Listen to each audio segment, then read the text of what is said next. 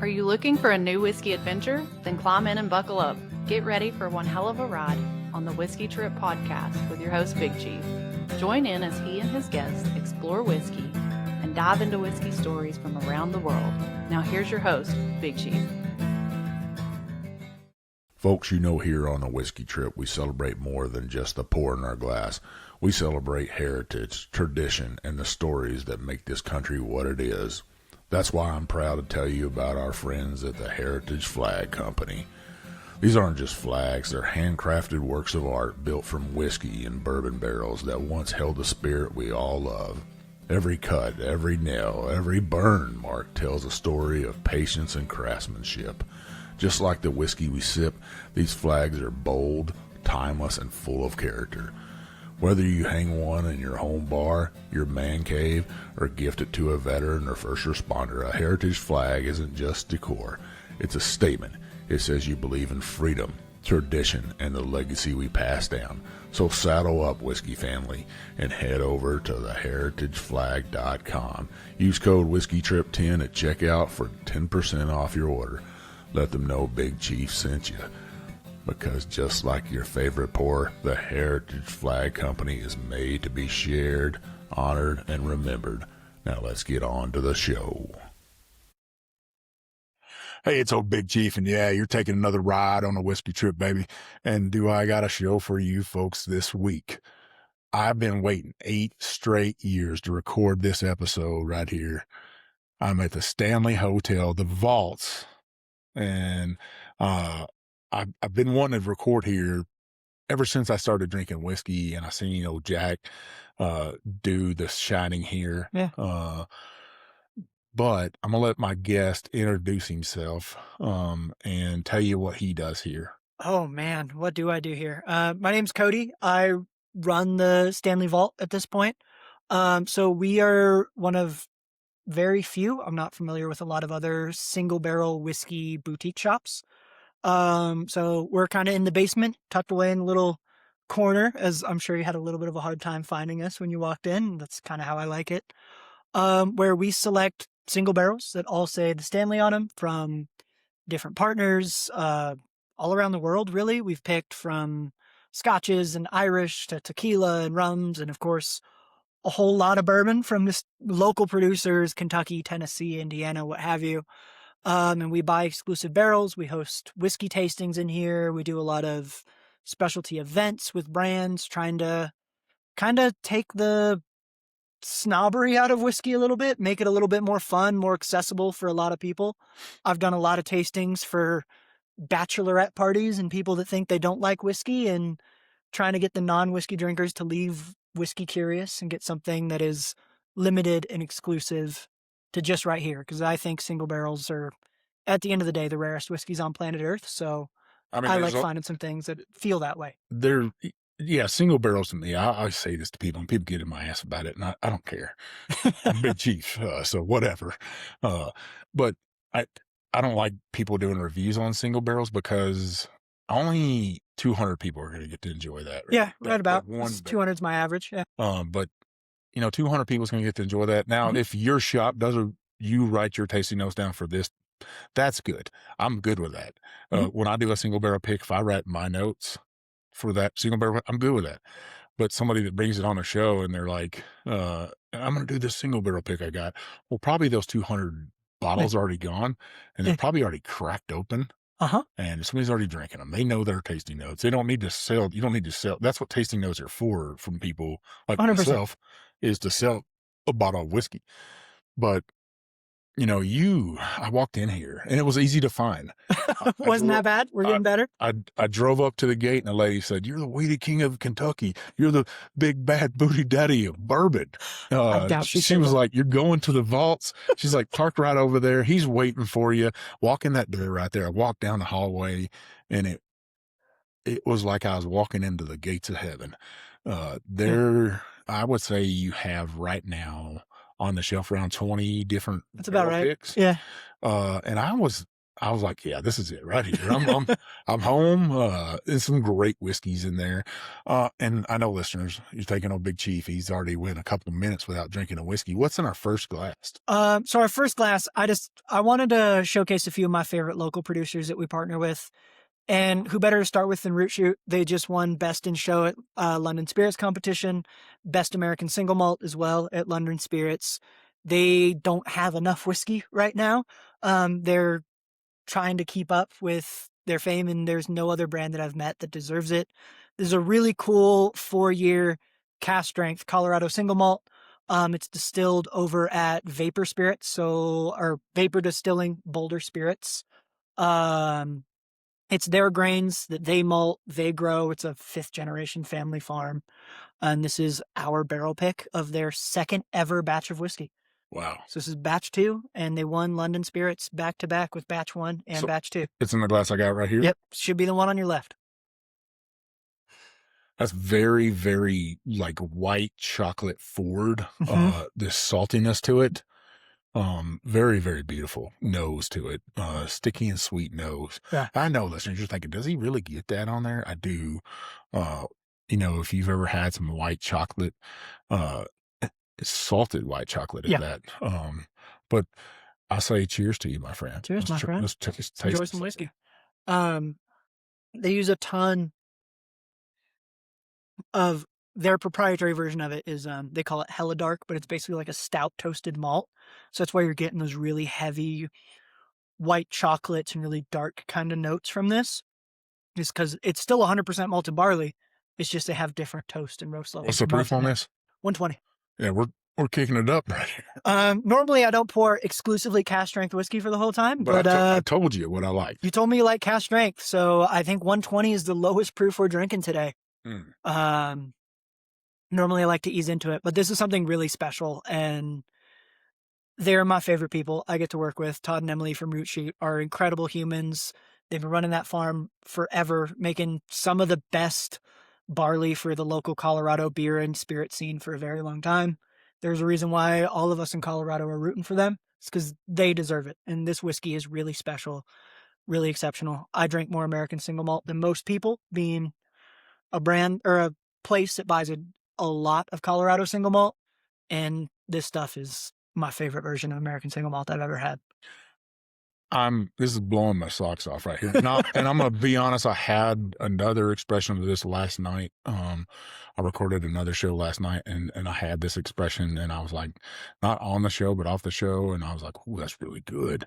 And everybody said, "Hey, Mike, you need to lay down a recording with them or a show." And I was like, I don't know if it's gonna happen this time, but next year when I come, I'm gonna try to line it up to where We'll make sure they're on the show and hopefully come back here to the Stanley. But let's dive into the history of the Stanley Hotel for a little bit.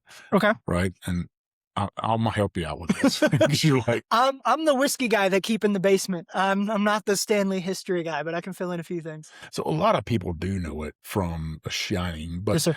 The guy that made the Stanley steamer car, and it was steam cars before gas engine cars, he came up here for health reasons. Yes. And founded this place as a kind of a resort for himself and built that and stuff. And then, gas engines come along and kind of put him out of business in the car business. And don't be confused that the Stanley steamer carpet cleaners are different. They're spelt different company. Yep. They also had the dry plates and things like that. They had a few different steam technologies that they were kind of the kings of back in their day. Yeah. Which is kind of, whiskey-ish because, there's a steam jacketed stills still today. There's people here in Colorado actually using the steam jacketed stills, and I want to tie that all together. But this place isn't just known for The Shining. We're up in Estes Park. We're about 8,000 feet right here. Yeah, about 7,350, I think. It's high up here because I'm still you'll feel it. sucking wind. Hey man, those cans of oxygen work shockingly. They sell them at the coffee shop down the way. You got to tell my wife that because she's like, I don't believe this. I didn't either. I grew up in Southern California and I saw that and I was like, that is the biggest racket I've ever seen. And then someone got me to try one. It revived me. And I was like, oh, there's something to this. Okay. After drinking whiskey? A little bit. A little bit. Drinking whiskey and moving around too much, but mostly just lots of water at this elevation because it'll sneak up on you for sure.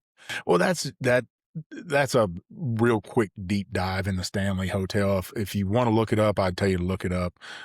Beautiful, just picturesque. The Rockies are here. You can Gateway to Rocky Mountain National Park. It's right down the road. right there, and right out Absolutely to the front breathtaking. door here on the front porch, you can look out there and see snow-capped mountains right now. Yeah, I mean, they you are can see covered. Long's Peak, which is a 14,000-foot peak, one of the Colorado 14ers. Yeah. One of the more dangerous ones. Don't recommend climbing it. It's pretty sketchy, but Did you climb it?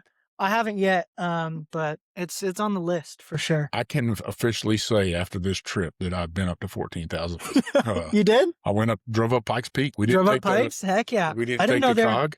I didn't know they were open already. Well, we had a Yeah. very mild winter, so that makes sense. I think a couple of days ago they couldn't drive up, and then we Yeah. just hit it right. There's still snow up there on the side of the road. You see where they had Mhm. pushed it, but it was still a beautiful drive. And our rental vehicle, which is a 2,500 heavy duty Dodge Bighorn, which is perfect at the top of Pikes Peak, by the way. Oh, 100%. That's exactly what you need out there. Bighorn. Come on I now. was good. Even coming down, I put that joker down at first and let Just cruise? it Yeah. roll. But so we're really here to talk about the whiskey behind me, folks. If you look back there behind me, It's fun these stuff. are just some of the single barrel picks you guys have done here. Yeah. So let's take us through the history of the vaults, because the vault started as something special on a kind of a lower. A little bit, right?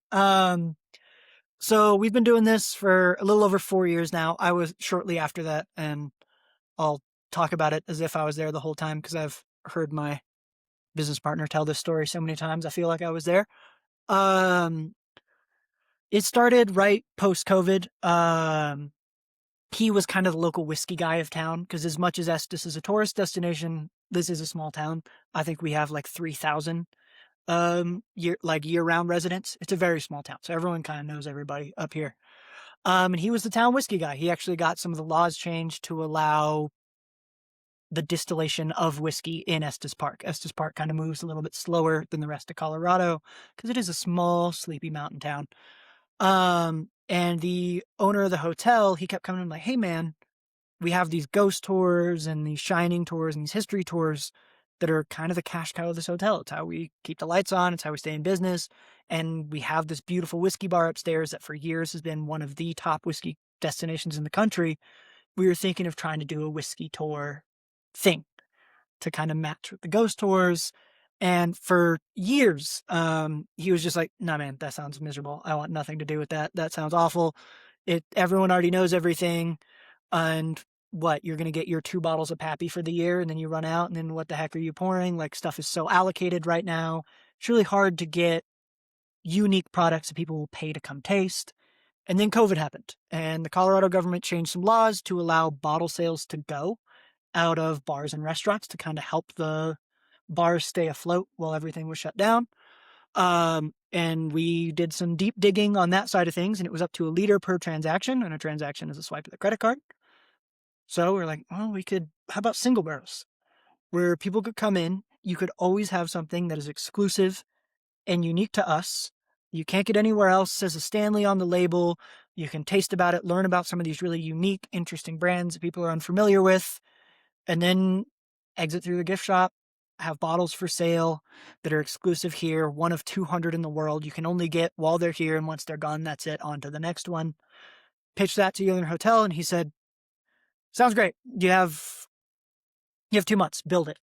And there was a few other spaces around the hotel. We picked this one because it was in the basement. And the ghost tours exit on the other side of that wall to your left over there. And we wanted as much constant traffic as we could. But we thought 2 months wasn't enough time. So we said, how are we going to build this in 2 months? He's like, you're right. 8 weeks, which is 2 months. Yeah, exactly. But there's a reason he was very, very successful businessman. He got things done. So when we took this space over, it was an old corporate office. It wasn't really being utilized for sales. It was all sheetrock and shag carpet, and we wanted to make the most of it. So we looked at a lot of the old school mock-ups for the hotel and for hotels at that time and speakeasies at that time, around the 1909 timeframe when this hotel was originally built. And there were a lot of rumors and legends that one of the Stanley brothers, even though according to his wife and the general public, he never touched a drop of alcohol, he had a small office in the basement that he would use to entertain VIP guests with a couple chairs and a couple premium bottles of spirits.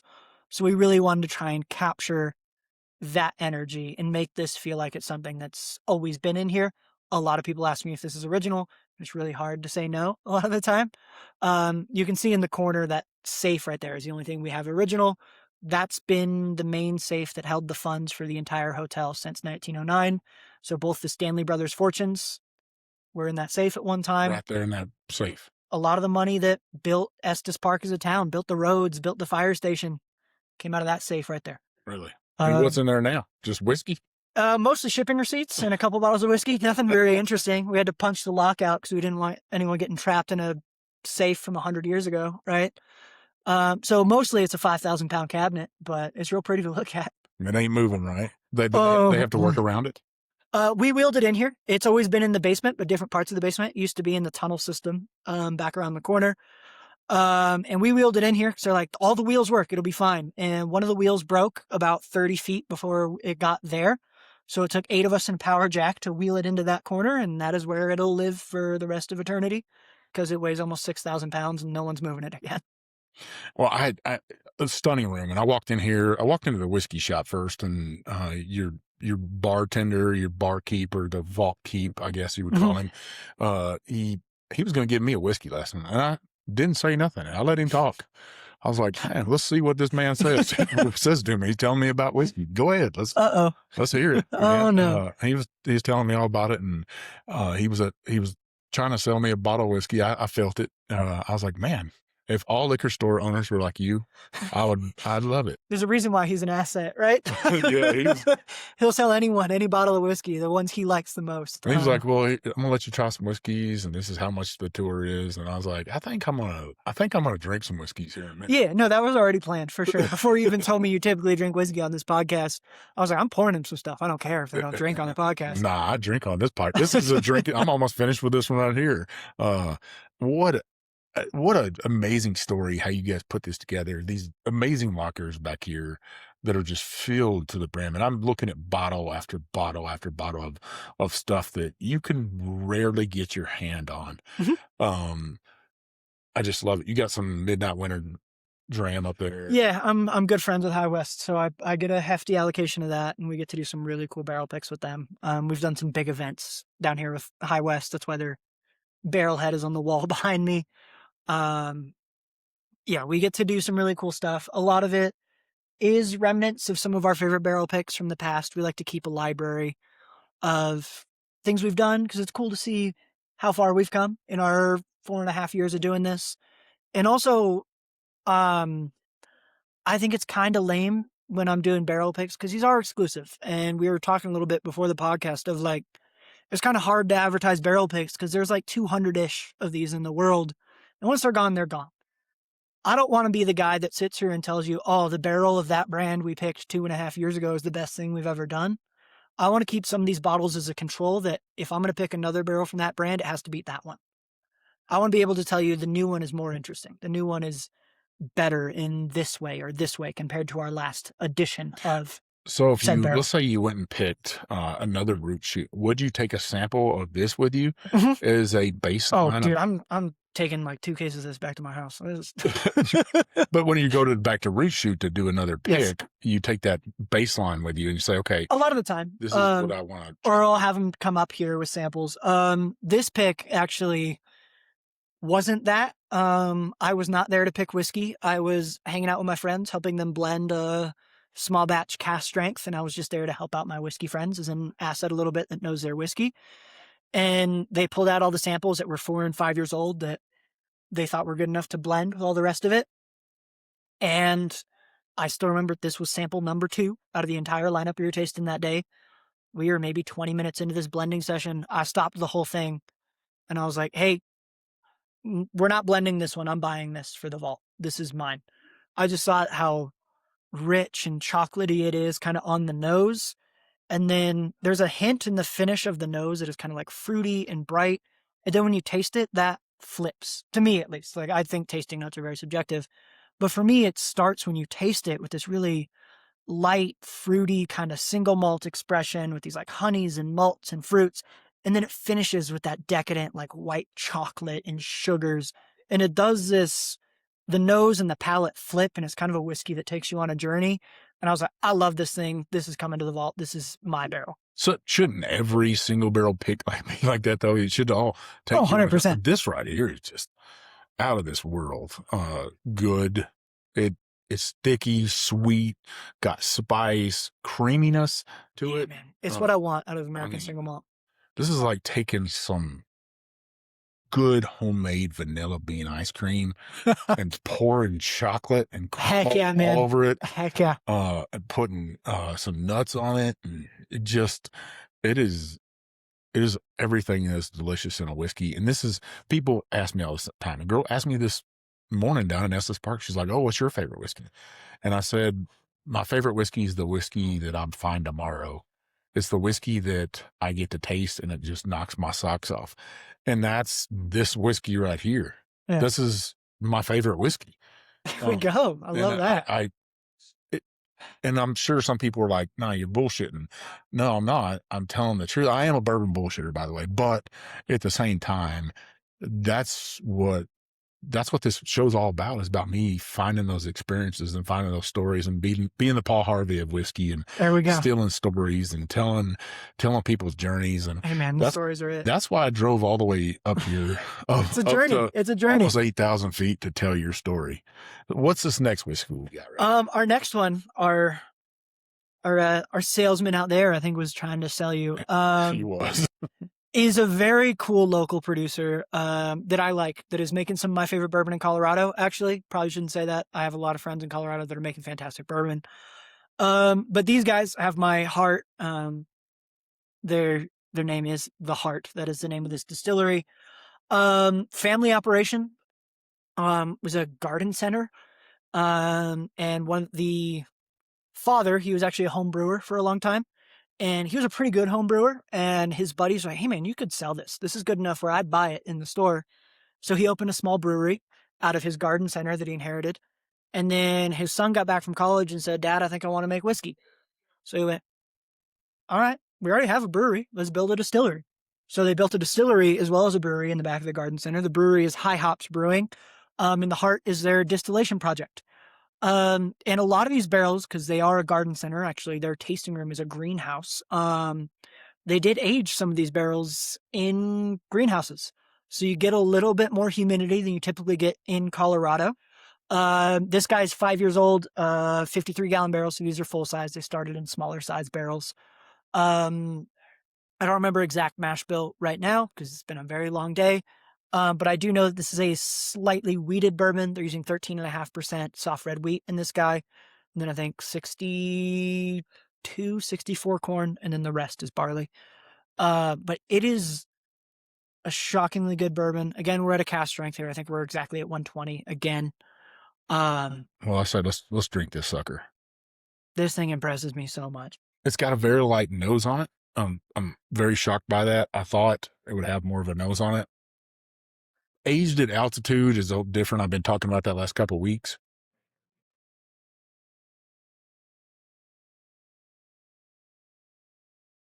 Oh my goodness. What are you doing to me? You show me stuff that if Colorado makes some good whiskey. I'm just here to tell you. This has that nice, cool mintiness to it, and the flowerness out of it. And when you walk into a flower shop, you get this almost aroma. We walked into this place today and they have these, I don't even know what they are. There's little things that wick up oil into them, and they put the scent of that oil in. Oh yeah. Like the incense sticks or whatever they're called. Yeah. And I walked into it and it smelled like wildflowers in there. And I instantly told my wife, I was like, I don't know what it is about it inside here, but I feel better. It automatically made me feel better walking in. Healed you. And I was like, we got to buy that. We have to buy that for our house. But in this glass, I get those wildflowers inside this. It's a really bright, floral, fruity bourbon where I'm like, I haven't had a lot of bourbons that taste like that one, but it still is bourbon. You can still kind of tell. It's not so off the wall where you're like, I don't know what this is. I don't know if I like it. And this beautiful bottle shape is actually exclusive to us now. I'm the only one that's allowed to buy this glass. One, liquor store owners don't like a bottle that's that big. And also that glass they used to buy is from a glassmaker in the Ukraine. So they're no longer able to work with that glassmaker. It's a little complicated over A there. little bit, yeah. Just there's some stuff going on. And also liquor store owners didn't like it, and we saw it when we went to their facility to taste some barrels with them, and we saw an empty one in the back bar, and we're like, do you still have that? Like, actually, we still have a pallet we don't know what to do with. And I was like, I would love to have that bottle in the shop because I think it is breathtaking. This thing weighs like 2 pounds. Like it's dense. It's heavy. If I looked at the back of it, it reminds me a little bit of the Aunt Jemima bottle, syrup bottle. I know where you're going. I could kind of see where you're going with it. I mean, it's clear, but still, I could still see it. I did some tasting notes for a single barrel pick that I did, and I tasted that, and I was like, what does this have? So I had to go inside my pantry while I'm drinking the whiskey, and we have a pretty good sized walk-in pantry, and I was drinking it, and I'm like, what does this taste like? And looking around, and I think whiskey drinkers, if you would do the same thing, it would just rock your mind. And I instantly saw, we have some for guests, Aunt Jemima syrup, and I saw that, and I was like, that's it. Aunt Jemima syrup on That's pancakes. Woodford Double Oak to me. So yeah, it's just This maple syrup. this is another sticky weeded bourbon that I just dig in, man. Yeah. And for listeners out there, and I told you, I'm a weeded nut, man. I grew up eating malto meal and cream of wheat and There you go. weeded Yeah. cereals. So I love that kind of stuff. And now, how many wheat whiskeys can a man drink in his life? It's fair. It's tough. There's too It many. is tough. Let's dig into a little bit about single barrel picks and how you do your single barrel picks. Is it just you, or do you take friends with you? How do you do your single barrel picks? Most of the time I try and do a committee. I think you can make a lot of mistakes picking a barrel by yourself. So for a long time, it was me and my former business partner who kind of founded this. We would do them all together always. Or I'll bring in some of my other staff, things like that. There's some I've had to do by myself. Luckily I have some incredible whiskey reps that help me that bring me products that aren't just trying to sell me things because they got what this project is. And I will check if I have someone from a brand, and I will give conflicting information in a tasting to figure out is this guy just here to agree with everything I say, or is he going to give me his actual opinion on barrels so I can bounce ideas off? Right. You call me up and anytime. Let's do it, man. Let's come on and help me pick barrels. It's a good time. I'm going to tell you the straight up truth. I'll tell you, hey, I don't like that, or I don't like that. And that's the big thing when we've picked barrels is we've learned you have to be very straight up about it. For me, when I pick barrels, I blind a lot. Obviously I know who I made the meeting with. I can see the dude's polo shirt sitting across from me that says Wild Turkey or whatever it might be. But other than that, my only questions are these all cast strength, or are they cut? Because I need to know if I'm drinking 5 130 proof whiskeys at 10 a.m. on a Tuesday or 5 100 proof whiskeys at 10 a.m. on a Tuesday, because that's a different rest of my Tuesday, right? And also I'll just ask, are there different mash bills in here, or are they all the same? I won't ask which is a different one, but I just need to know, am I evaluating these on, some of these are different recipes, or these are all the same recipe and this is just the barrel doing the work? Have you had anybody that just wants to sell you one barrel? It's like, hey, I got this barrel, and what's your thought process on that? Would you take up one barrel? I have. The thing is, I have actually. I did one of those of Crown Royal actually. I will always taste it first, because this room is very predicated on my taste. I know who my customers are. I know who regularly comes to see me. And I really am a believer in single barrels and how unique and special they can be. And I want to make sure these things taste unique and special for people that come in here. Because if you come to see me on your family vacation and you get that barrel, you're getting something unique. I'm not doing another barrel like that one. You're getting a one-off that you can brag to your friends about, right? That's the other half of the good side of the coin. But we actually I found out that Crown Royal does barrel picks. Didn't even hear about that. And I called them up. I was like, hey, I heard you guys do barrel picks and they're like $40 a bottle. Like, send me samples. There's one sample going to your portion of the United States this year. It's do you want it or not? And I tasted it alongside 3 George Dickel samples that were all over 17 years old. The Crown Royal is the only thing I bought that day. Really? It was that good. Was it an older Crown Royal?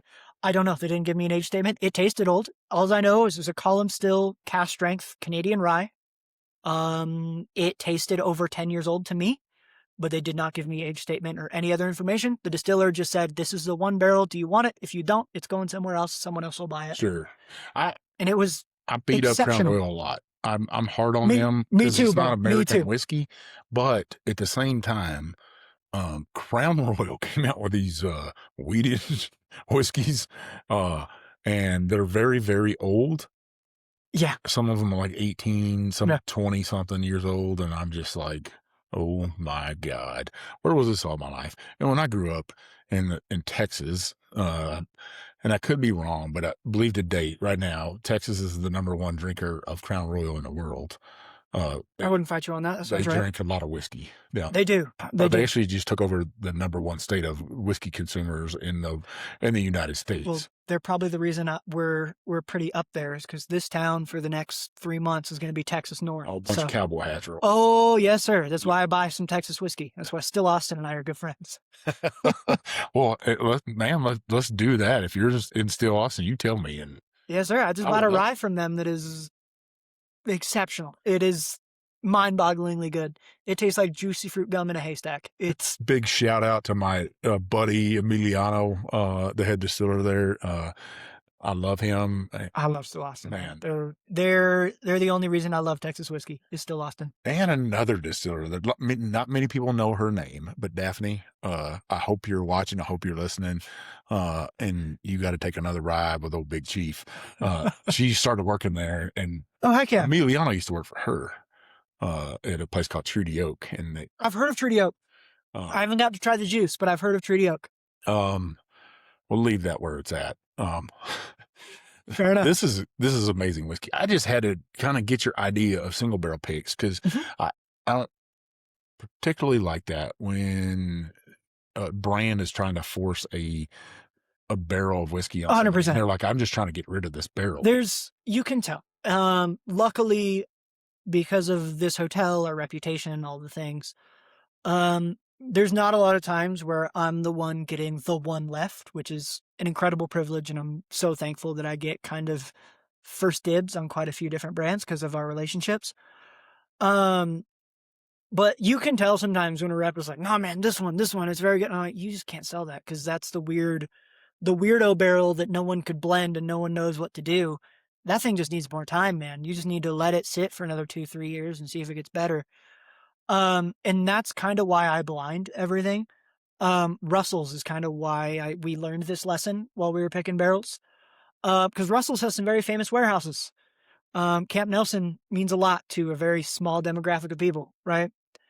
And we started noticing when we were reading warehouses and age statements, because 10 years sounds a lot better than 8 years.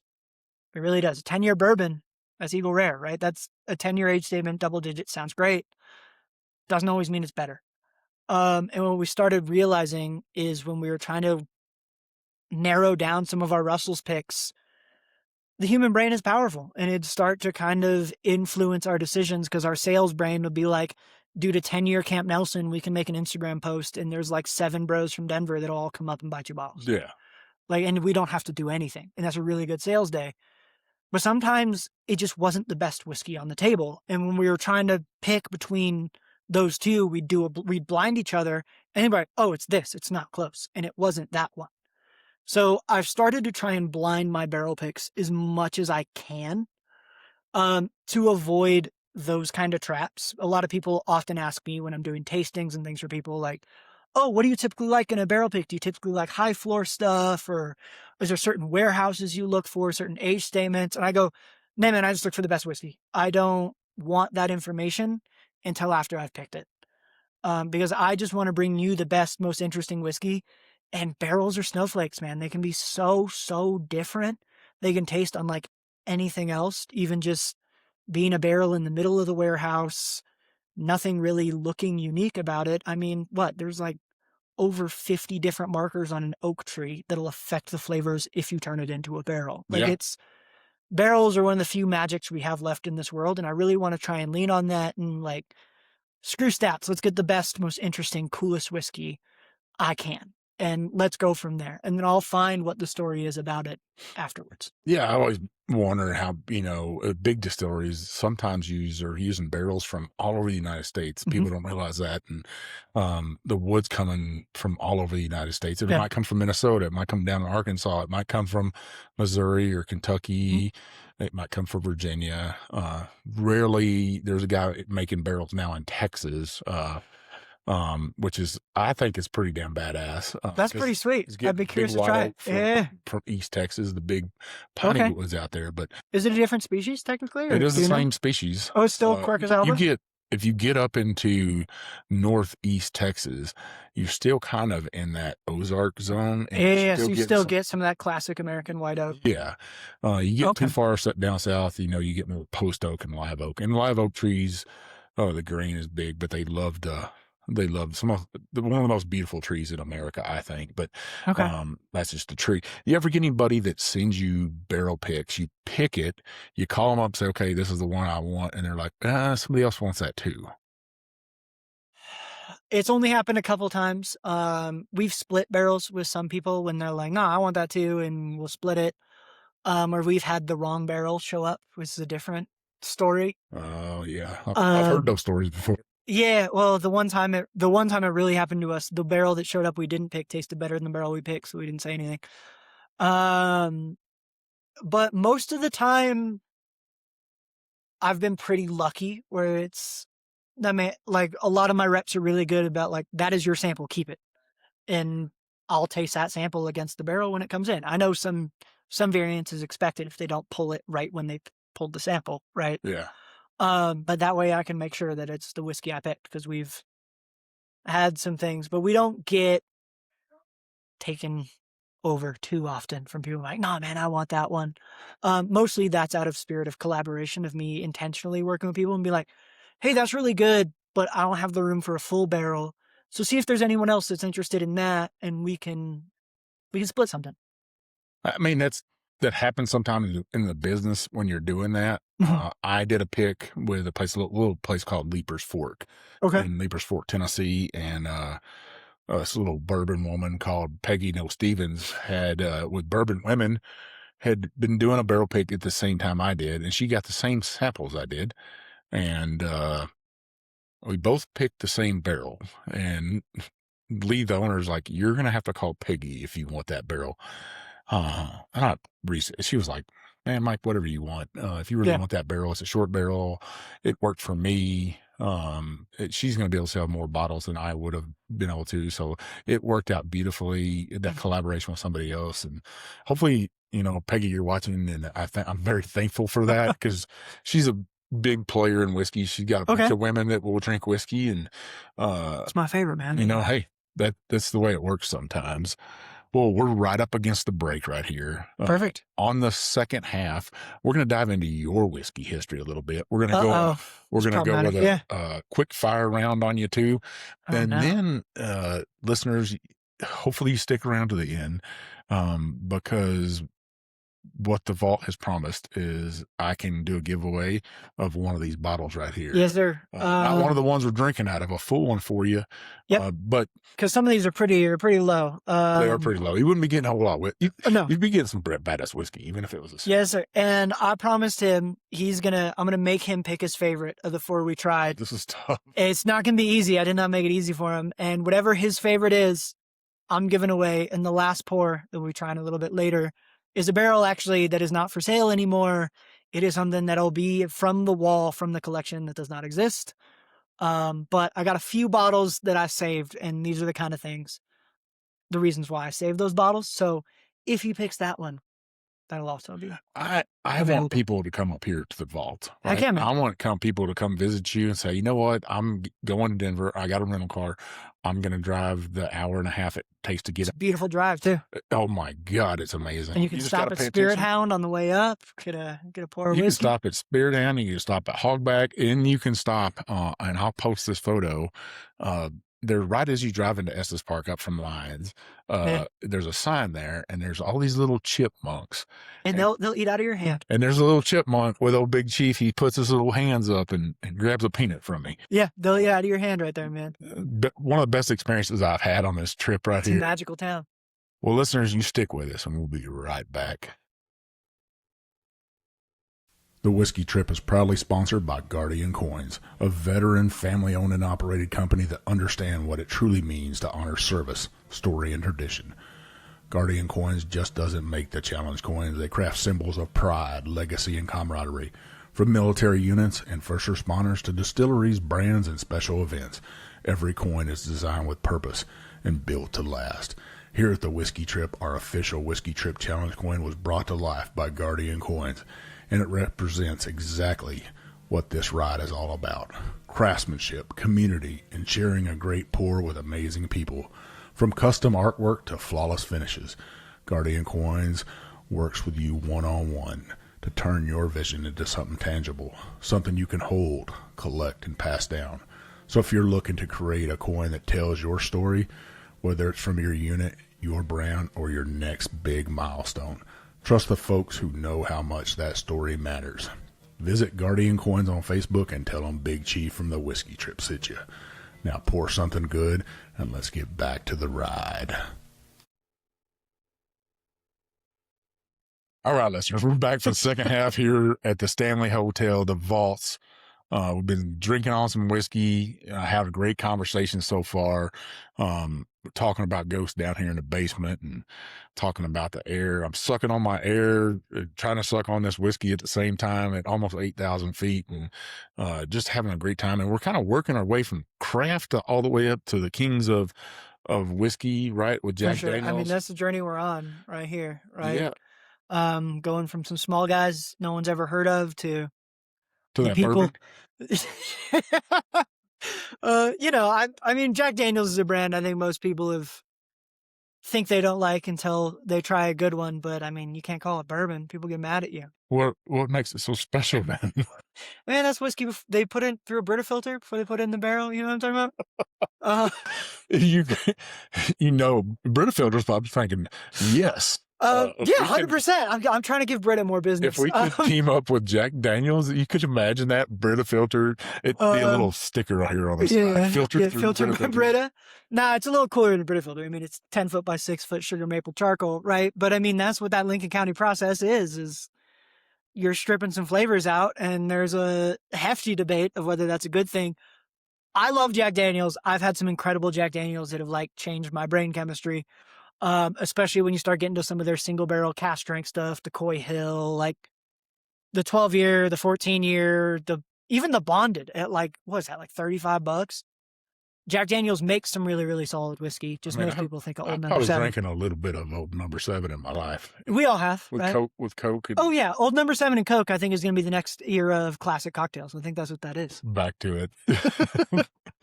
The kids will be like, when they outlaw Coke, yeah. Our society. This is what they used to drink back in the day. My granddaddy told me he used to drink this at the club when he tried to pick up grandma because he didn't know what else to order besides a Jack and Coke. I'm a whiskey highball guy. They're real good. I don't have them often, but when I do, they're really refreshing. Ginger and whiskey just go together. They really do. It's fantastic. So what's in our glass right here? So this is kind of our last of the Colorado producers I really wanted to feature. Kind of the biggest on the craft side of thing we're tasting today. This is Law's Whiskey House. So they're kind of one of the two big brands coming out of Colorado right now. It's them and Stranahan's that people might have had outside of this state, really. Because Stranahan's Tin Cup, kind of same thing. But Law's Whiskey House was founded by Al Laws, old Merrill Lynch bank guy. Got kind of tired of that industry and really wanted to get into making whiskey. He loved whiskey. He wanted to do it right. He talked with some consultants, some OG distillers and blenders in the industry, and their whole motto, to the point where he has it tattooed on his forearms, is no shortcuts. They've never released a whiskey under 4 years old. Everything is local, Colorado sourced grains. They're wholly a Colorado brand. And this is actually a 4-grain bourbon. I couldn't find another wheated bourbon for you. So we went with something that has wheat and rye and corn and malted barley. They've picked all 4. The fun thing about this barrel, I just went and picked this down at the barrel house like 2 months ago with my wife, actually. This is Law's first ever double oaked product. This is it right here. This is their experimental barrel for their first ever double oaked bourbon, right around 7 years old. The second year, so it was a full 12 month in the second fresh charred American white oak barrel. So a full year in that double oaking process. This is their first ever time doing a double oaked experiment. And I could tell they almost didn't want me to buy this because this is their probably control compared to any other double oak they do in the future. We're like, this 9 year is really cool. And I'm like, nah, man, what is that? That's something really, really special. It grabbed me immediately. It's really fun. We're sitting at So a 4-grain double barrel. You don't hear that a whole lot. 4 grain, all Colorado grains, double oaked, cast strength bourbon. Sitting at 121 proof on this guy. The nose is absolutely spectacular. It's heavenly. If you could, and I've said this note last couple of weeks, and it just keeps hitting me. And you're a little younger than I am, by a few years.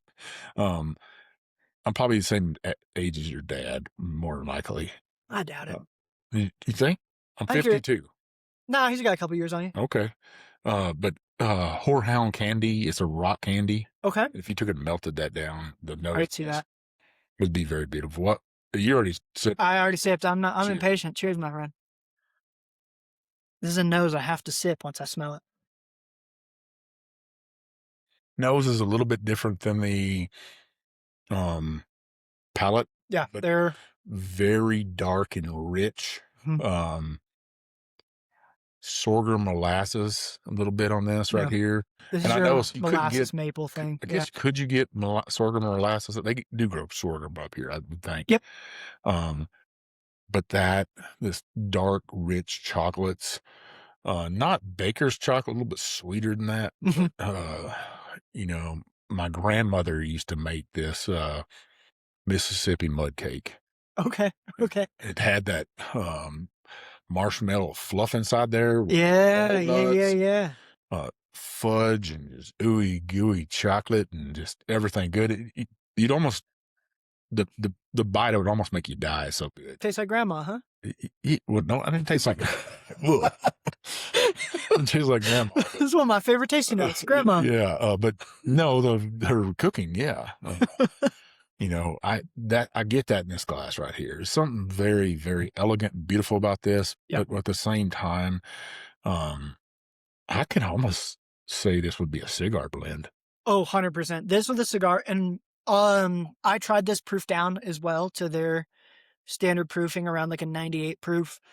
And this waters beautifully. So if you're a whiskey on a rock type of guy, this is just absolutely lovely with a little bit of water in it. As you let that rock melt a little bit, it's really special. It just continues to build that really sugary, dark, decadent sweetness. It's a beautiful little sweet treat with your cigar.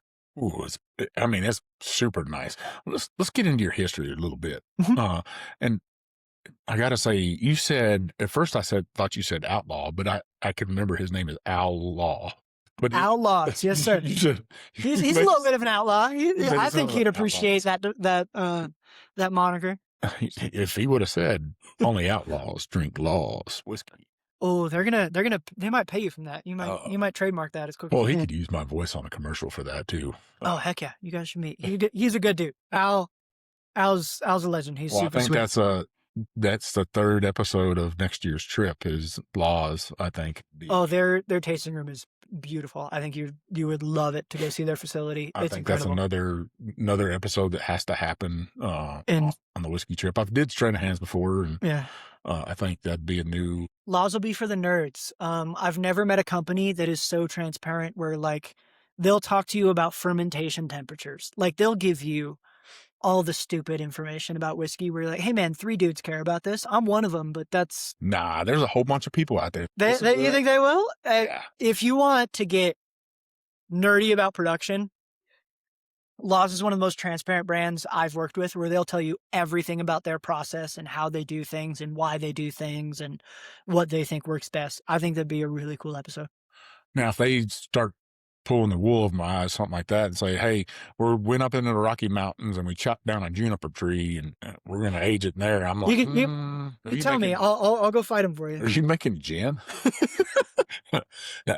Hope we might have got something there. Hey, I mean, actually, Spirit Hound, who I think you talked to Craig, he would do it.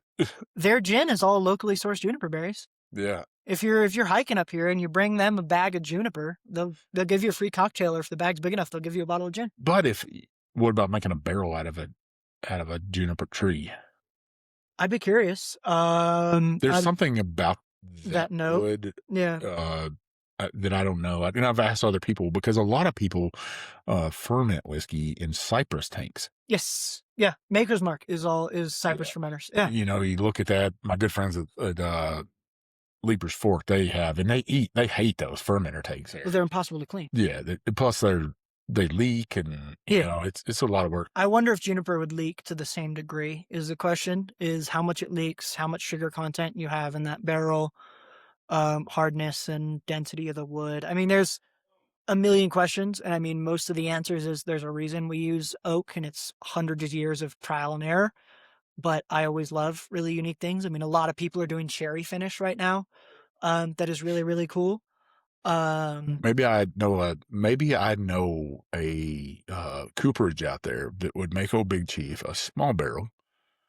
Do like a 5-10 galloner. Yeah, and figure stick it some out. whiskey in there for a few months and see what happens. Even gin, I think gin would be. I love a barrel aged gin in general. Yeah, I think barrel aged gin is fun. Something to do right there. Now there is a photo of me out there, because on this damn trip, my wife, I've learned that lately, as I get a little older, happy wife, happy life. And my wife asked me if I would want to go and do a beer spa, where you soak in a tub. And I was like, I'm going to get a tub of beer. And I feel like that'd be sticky. It wasn't, though. They put hops and barley in the water. Oh, gotcha. It's not fermented or anything. And then they drop in these botanicals, almost like giant tea bags in there with like rose petals and salt, and you bathe in it. And at first I was like, I don't know about this. Yeah. But you know what? Lately I'm like, if she wants to do it, I'm going to damn sure try everything once, right? Yeah. Why not? Let's do it. And I walked in the room and there's a giant cypress barrel in there. And I was like, I'm this is kind of cool. I'm into this right here. And it was good. We sat in the sauna, and then we took a rain shower, and we sat in the tub and bullshitted and drank orange creamsicle beer. Ooh, that sounds nice and refreshing. Yeah, I mean, it was a great time, a great experience. Yeah. It's kind of like driving to Pikes Peak, the top of it. Hey, I did it. I've been there, done that. Down to 14. Got the sticker, and now on to the next one. On to the next thing. This is a beautiful whiskey. So let's get into your story. How do you get into whiskey? How did you say, I'm going to do whiskey? I mean, a series of bad decisions. A couple of them ended up paying off, I got into whiskey young. I mean, I'm still pretty young to be a dude that talks about whiskey for a living in the basement of a haunted hotel in the mountains of Colorado, right? Unironically, I got into it when I was 21. I'm not saying I didn't, illicitly drank or anything like that, but like got into whiskey. Actually, my 21st birthday, was a trip with my pops to Alaska.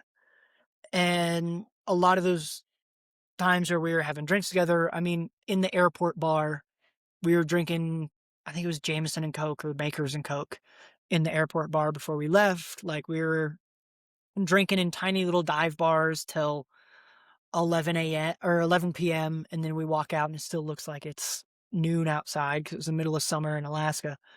But I started establishing like the memories with whiskey, with my dad. Like, it's what made me want to travel the world. It's what like helped me realize like how small we are compared to the glaciers and the mountains and the whales and the moose in Alaska. Like, it was really beautiful. And a lot of those memories were around drinking whiskey with my father in crappy dive bars in the middle of nowhere, Alaska. Like, it was really great. And so I was a whiskey guy. I was also trying to be a musician at the time. I was a drummer for like a decade.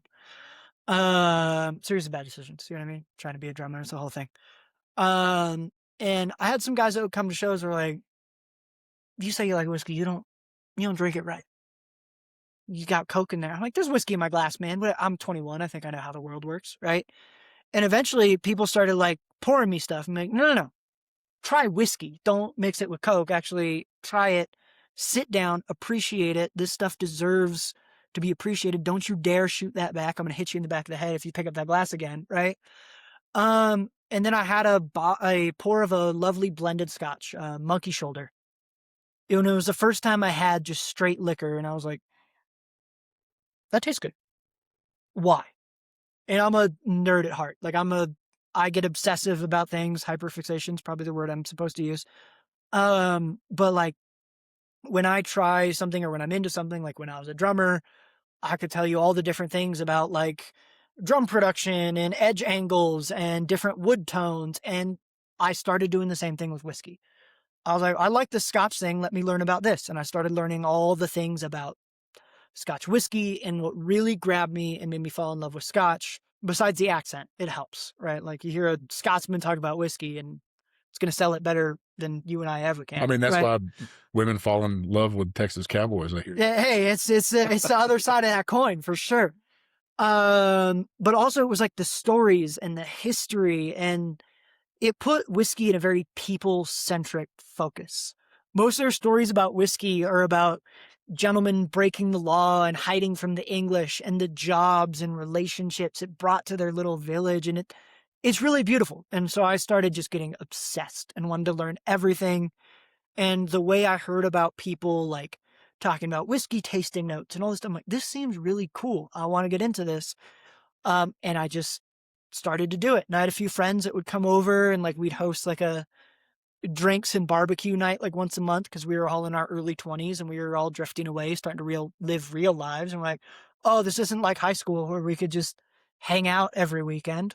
And they would humor me while I would educate them about different bottles that I picked up at the liquor store, where I would know all of the things about like, this is Glenfiddich, which in Gaelic means the Valley of Deer. And this is a 12-year-old expression, all the stuff. And then I moved out to Colorado, started bartending for a while. I was very fortunate working at a very fancy whiskey bar where I was kind of a sponge for everyone that came in there, whether they were brand educators or distillers or what have you. And I just asked them too many questions, where I was the kid who was like, hold on, one more thing, when they're just trying to have a beer after working all day. And like, kid, just stop. And then I found this project in its infancy. And again, I was the kid with too many questions when I went to an early whiskey tasting, where I came up here with a resume in my back pocket because I was tired of working till 3, 4 in the morning. And I went to the whiskey tasting and it was in its early kind of forms. And I was asking super hyper specific questions about mash bills and distillation techniques and all this stuff, where at the end, who later became my business partner, pulls me aside and he's like, hey kid, who are you? What the fuck do you do? Like, what is this? Why do you know so much? You're putting me on blast here. And I pulled a resume out of my pocket. I'm like, I'm not here just for a whiskey tasting. I'm actually here to talk about a job. And him and I sat back down. We cracked open a bottle of Irish whiskey, drank half of it over the next 3 hours, and just chatted about whiskey, life, philosophy around whiskey. And we just bonded about all things. And I was like, that was fun. And I stumbled out of there and he's like, hey man, I'll call you. And I was like, I think I just kind of met a cool guy. There's no way that's going to be a job. That didn't feel like a job interview. I just drank a half a bottle of whiskey with somebody. And then 2 days later, I was up here filling out all my paperwork and we started running this project together, picking barrels together. And then it's just been learning as much as I can from everyone that knows more than me. I mean, whiskey is kind of permanent school. None of us know everything. That's kind of why whiskey grabs me so much, is there's so much we still don't understand, even to like barrels aging. There's so many reactions in there that we don't understand. We know they happen. We can't tell you why. We can't tell you what they produce. And it is so fascinating to get to learn so much from so many interesting people. So I've just been trying to be a student of the game since A then. sponge. As much as I can. Yeah. Yeah. Hey, there's nothing wrong with that. I'd say I'm the kind of same kind of guy. I'll sit there. If I don't know what I'm talking about, I'm gonna sit in that room and I'm gonna be a sponge. I'm gonna take it all in, and Yeah. then I might ask questions later on, and I might if somebody looked at my face and were like, "Hey, you got a question?" and I'm like, "Not yet." Well, I saw you making facial expression. Well, I probably did, but it's me racking my brain out there Mhm. for thinking of really tearing apart what you're saying and thinking this through. We can't help it, right? We all just want to be like, hold on, wait, can you get into that a little bit more? Yeah, let's dive into that a little deeper. So what's our last pour here? So this is a vintage barrel pick, I think from last year. This one's got some dust on it too. It does got some dust on it. The dust adds value in the bottle you'll get if you choose this one. This is single barrel proof Jack Daniel's rye. I think we're at like 134.9 proof or something like that. These single barrel proof ryes from Jack Daniel's, I think is Jack Daniel's like, hold my beer, we can make some of the best whiskey you've ever tasted in your life. This is a really cool barrel. I absolutely adore this. I wanted to pour one rye here, and I noticed I had a few extra bottles hiding in the wall. So I was like, let's pull this guy out because it is really, really special. Brown-Forman in general has been a big partner for us in this room. I mean, in our first couple months of the vault being open, people thought that there was a Woodford Reserve store in the basement of the Stanley because Brown-Forman were one of the early producers that were like, how much do you need and when? Which is very unique compared to how the single barrel game usually works of like, we'll get you a barrel in 8 months. We got so much Woodford and Jack product kind of instantly as much as we wanted when we wanted. So we've always had a very, very good relationship with them. And this is a really, really fun barrel of whiskey. The nose on this is absolutely stunning. And once again, all four of these whiskeys are stunning whiskeys, but this right here is just, these people don't know about these, right? They just think Jack Daniels has that old number 7, like you said. And, then they pull something out of it like this, and those Coy Hills, just amazing. And you try something like this and you're like, oh, this is why this is one of the biggest whiskey companies on planet Earth. Like it's dark brown, rich, chocolatey. Listeners, cheers to you. I hope you can come up here to the vaults and sit down and do a whiskey tasting with this man right here. He'll blow your mind with his whiskey knowledge. I don't think there's, how old are you? 28. I don't think there's many 28-year-olds sitting on the face of this earth that know as much about whiskey as you do. Yeah, it's only useful in this room, so I'm glad I found the room where it's useful. It's useful on this show right here. That's fair. I'm trying to find new uses for it. But yeah, usually I tell people I've thrown out all of my upbringing and core childhood memories to memorize way too much stuff about whiskey. But I love this stuff. And a big part of this room is, one, there's a reason why all the barrels I poured you're like, these are excellent. I don't buy bad whiskey. And I get a lot of say on, right now, I'm the vote of whether we buy that barrel or not. And it's not just whiskey quality. Like, it's the people is the biggest thing in this room. That's kind of why I poured these first 3 before we got to the big brands. And I'm not saying that the people at Jack Daniel's aren't excellent. They're incredible humans. Everyone I've worked with from Brown-Forman, I adore. They're incredible people.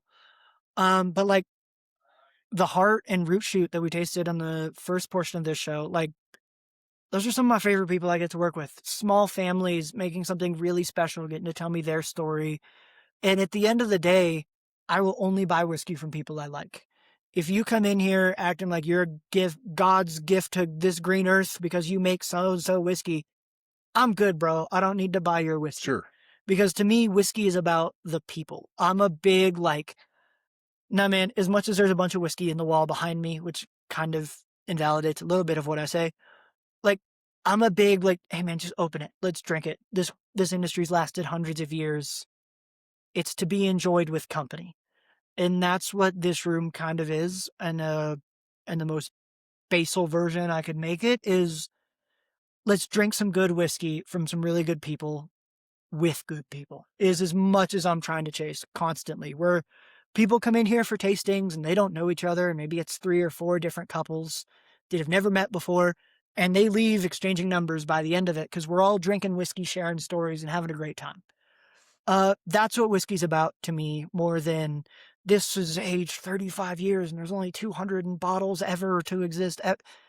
No, man, it's about like sharing that cool experience with people. I love that really fancy stuff, but I'm not going to keep it on my wall.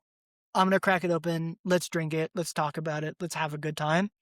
That's kind of what this room is as often as I can, is like, no, man, drink your whiskey and let's share it with company, because that's way more important to me. The tasting notes on this right here. We used to live up in Monroe, Michigan. Okay. When I was on active duty, we were stationed in Toledo, Ohio, but we lived up right across the state line in Michigan.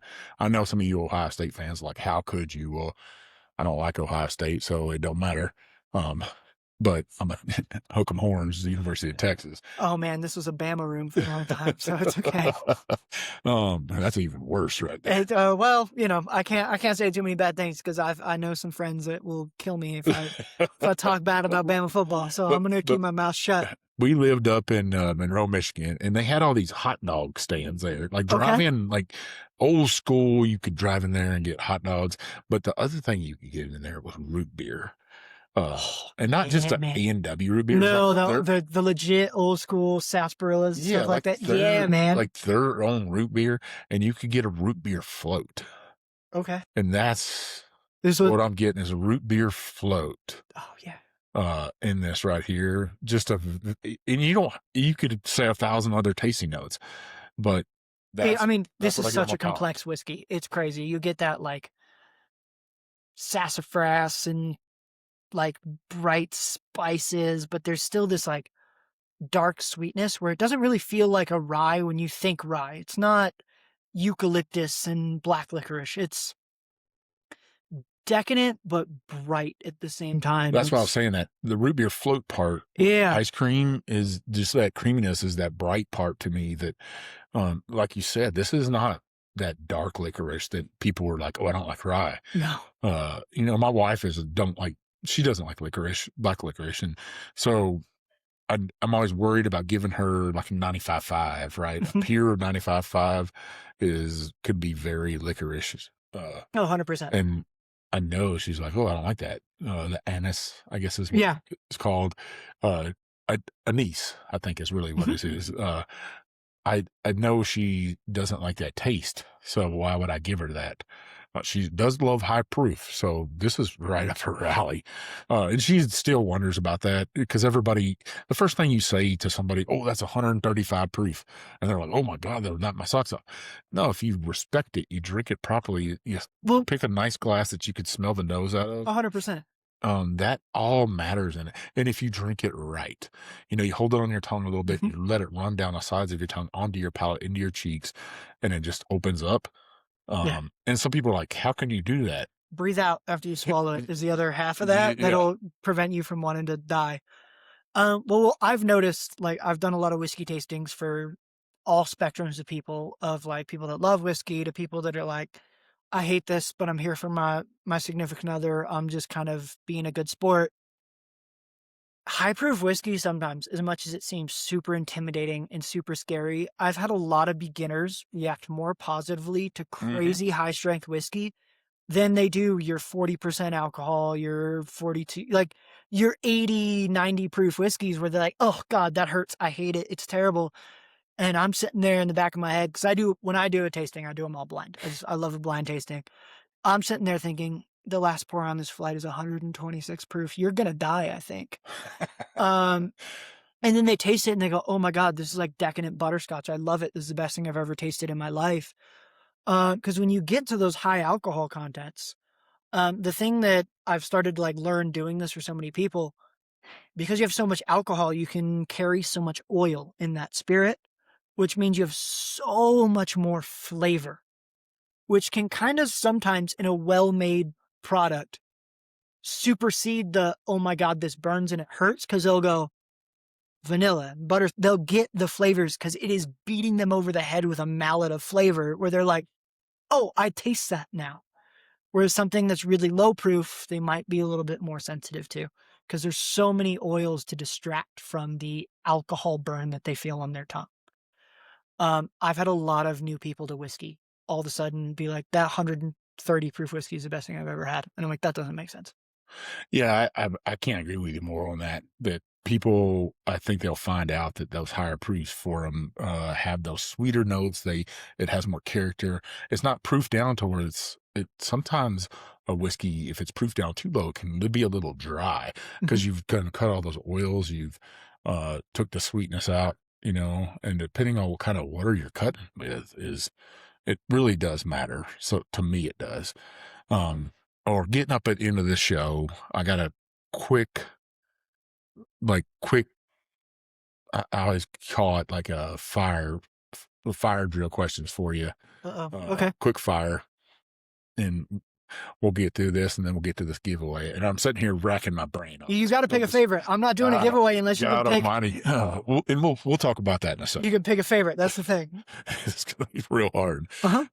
You can refill and anything. So quick fire for you. What was your first whiskey ever? First whiskey ever that I bought or that I tried? That you tried. That I tried was probably neat, was Monkey Shoulder. That I had in general was Jameson or Jack Daniels, one of the two. I can't remember exactly.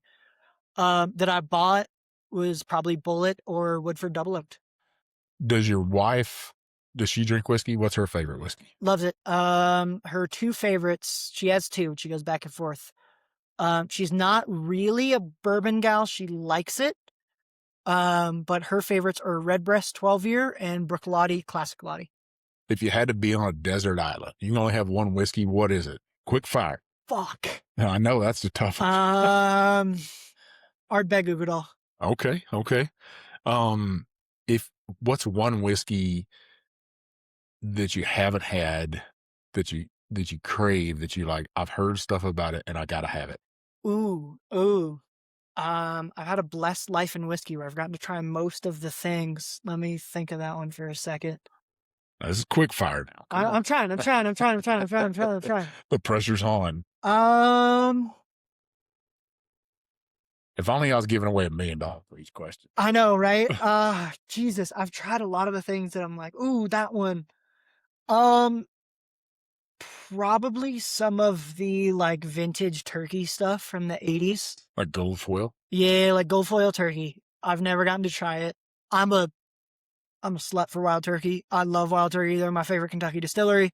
I love, like, 101 is always in my house in a very fancy looking decanter so I can trick whoever comes over that it's nicer bourbon. So turkey gold foil would be the answer. I love that answer right there. If there's one whiskey person that you could sit down and just have a conversation throughout history. Ooh, throughout all of history? Probably Jim McEwen, actually. He's a Scotsman. He's the guy that revived Bruichladdich Distillery. He used to be a distiller at Bowmore, but he's done everything from sweeping the floors to cleaning out distilleries to turning malt to being a barrel maker. And he's like he has such a passion for whiskey and what it means for the people, and just his whole philosophy on whiskey has always been like one of my biggest inspirations that I've ever seen. So he would definitely be top of that list. Top of the list. I love that. Hey, all spectacular answers, man. I love them. Man. I love doing quick fire ones like that. I thought you were gonna be like favorite whiskey go or something like real hard. No, that I think I told you people ask me that all the time, and I actually have an answer for that one though. What is it? Let's hear. Talisker 10-year. Really?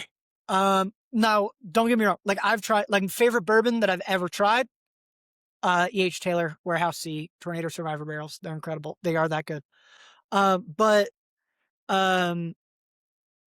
to me, whiskey's very personal at the end of the day. Like when we talk about tasting notes, you can taste something totally different. And the biggest advice I've gotten from some really cool blenders and things in the industry, is think about when you were a kid. Think about what it reminds you of when you were a child. Like what does whiskey remind you of?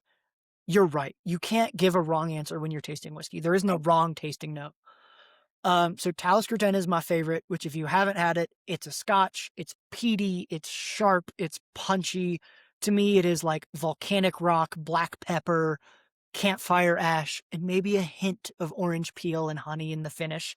If you can get past getting beat over the head with spices, right?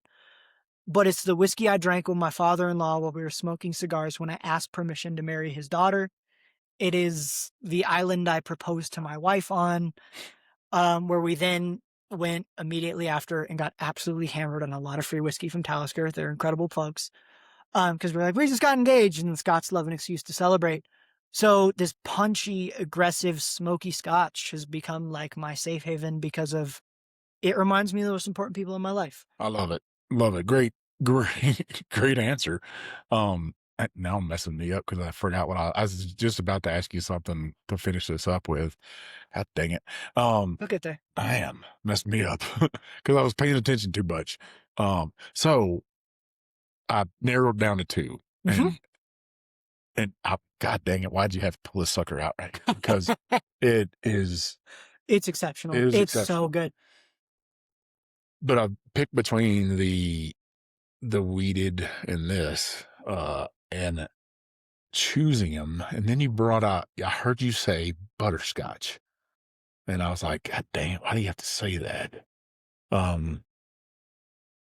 But I think, I know some listeners out there like, God damn, like, Big Chief, come on, pick that one, pick that. Take that JD single barrel caster, because that's, I'd have to pull that out of the wall. It's covered in dust. It'll come to you, dust from the Stanley and everything. There's ghost. Why are you saying that? There's ghost fingers on that thing, I think. I'm going to tell you what, here's what I'm going to do. Because I'm coming back next year. Okay. And we're going to do episode 2 with you. If you're up for it. Oh, of course. I'd love to. I'll tell you what, if you would do this, Nick, I'm going to pick this one this year. Fair. The dusty one, because you said there's only a couple of bottles left. And here's what I'm going to try to do for listeners out there. I got a friend that etches glass and etches bottles for me. And what I want to do is on one side of this, he's going to no play makes Jack a dull boy. All work and no play makes Jack a dull. Sorry. Yeah, we could do that. But what I'm going to do is I'm going to try to get him to etch my whiskey challenge coin on one side. That'd be beautiful. And then we're going to go ahead and put your logo on the other side of that etched. Okay. Yeah, I'll send it to you. And then we're going to give away one of these Glencairns, right? I did promise a Glen. Yeah. I'll throw a Glen in there. And just to make sure that we're up in the ante just a little bit more for this. Shit. Just a little bit more. Okay. I'm going to throw in a challenge coin in there. Ooh. So. I love it. A bottle of this right here. I got you. A Glencairn with a logo on there and one of my challenge coins, and that ties it all together. This could be on your bar. But next year when I come back, if you would, maybe we can give away that right there, because that. It might be a new barrel, but yeah, we could do that. Just keep one back for me. I'll have a few in the wall for sure. But I might have a new barrel by then that might be even older, that might be even better. God, that's the fun part about this room, right? You come back in a year, my inventory is different. Even if you've seen, oh, you had that last year, I'm like, nah, man, that one's better than the last year's. It's why I do this. It's why I do single barrels. So this is how we're going to do this giveaway, folks. You know how I like to do this. We're going to make you put in an emoji of a ghost. And yes, there is an emoji of a ghost. Yep. We're going to get you to tag 4 friends on there. Tag as many as you want. Tag 100. I don't care, but keep tagging them. The more you tag people, the more you put in for this, the more comments you make, the more I notice, because I don't use a randomizer. I pick the person that supports us the most. I get that. That makes sense. Whiskey, yeah. That puts it out there. There's no sense in me buying followers if it's just some fake person. I want a person out there that supports us. That. And then thanks, man. What else Big Chief going to pull out? What's the guest going to pull out next?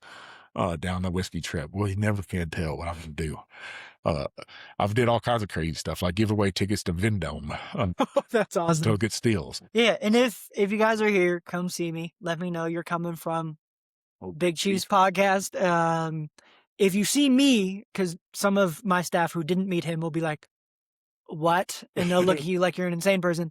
But if you see me, talk to me, I'll probably pour you something cool before you leave, and I'll probably give you a discount or give you a glass or something like that. But just let me know you're coming from there. And I think most of them just be glad to meet you and have a Chief, well, if you meet me, you tell me from here, I'm at least pouring you a good pour of whiskey, and we'll chat about some stuff. Like, that's what this is about. This is why I love it. Well, this is how we're going to do this giveaway, folks. Ghost emoji, tag 4 friends, follow the Whiskey Trip, and follow the Stanley. The Vault at the Stanley on Instagram. You got to be 21. You got to reside in the United States. We're going to do this for 7 days. You got to like the post and you have to comment. So easy. A ghost emoji, tag 4 friends, follow the Whiskey Trip, follow the Vaults, like and share the post. If you don't do those things, I'm not going to pick you. I'm going to go through there like a fine-tooth comb. Sometimes I make a mistake and I miss stuff. I'm human. It's human nature. So don't troll me on there. Don't call me out. Don't send me a message. Now, do if you want to, but I am a human and I make mistakes. I freely admit that. I'm a one-man show. My niece edits my, my video. Mark edits my audio. But when it comes to social media, I'm doing this all by myself. Sometimes Miss Viv, I'm like, hey, look through the comments for me and through the hundreds of them and say, hey, help me out here. And, I'm looking, but that's how you're going to win this giveaway. I think that's an amazing giveaway. One badass bottle. So good. What's the proof on this again? 134.9. God almighty. She lets you know she's there for sure. Let's double check. Beautiful Glencairn with their amazing logo on here. And I got to say, folks, their logo is a barrel with an SV on it. And it says the Vault at the Stanley. And one of my challenge coins, you know what that challenge coin looks like. My buddy here, he's got one now. So, I want you to have one. I'll even throw in a bonus. If you're a veteran or a first responder, a cop, a firefighter, a EMT, a nurse, you one of those folks, I'll give you an extra bonus for that. Just let me know in the comments. Hey, I'm one of those professions. I love that kind of stuff. But man, I can't thank you enough for coming on here. You got any last words for listeners out there? Oh, Jesus. Come see me if you can, if you're available. I know I'm kind of hidden in the mountains up here. But I think my big thing is just share your whiskey, drink it with good company. Kind of our motto that we stole from someone way cooler than us in this room has been that the perfect glass of whiskey is a ratio of 3 things. It's 40% the whiskey, 50% the company, and 10% it's someone else's whiskey. So try and get that free bottle of whiskey. It makes it taste a lot better. That's very fitting. That is very fitting for this. So can our listeners find you on Instagram? Yeah, just my name, Cody Stys, Stys. I do have another account called Liquid Therapy that I haven't done enough with. I kind of started it as a way to keep my palate fresh and things, but if you start following me on there and bug me to start talking about, you want to hear me talk about whiskey, I'll talk about whiskey. So if you want to hear more from me or hear about whiskey stories or interesting things about it, and you follow me on that account, I'll probably start posting more whiskey reviews. What's that account again? Liquid Therapy. Liquid Therapy. That's easy. It's easy to remember. Follow this man. Let's get him putting. Yeah. If you bug me, I'll start making a lot of whiskey content. And I'll try and convince my wife to do it with me because she's way more fun than I am. I love that. That's amazing. Maybe next time we can get her podcast too. She's way cooler than me. She's my better half 100%. I think she'd love to. That's Miss Viv too. She's way better than old Big Chief. She is. I met her. She's fantastic. Well, once again, Cody, I can't thank you enough. Sharing your whiskey with me, sharing your story.